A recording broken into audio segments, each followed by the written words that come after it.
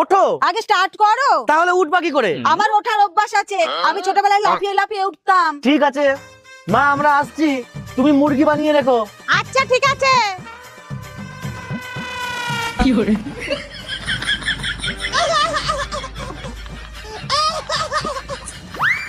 তুমি নাকি লাফ দিয়ে দিয়ে উঠতা?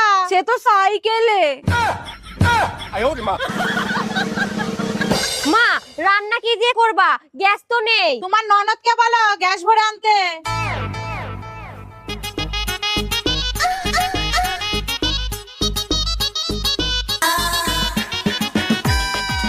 ননদিনী, কত নিল?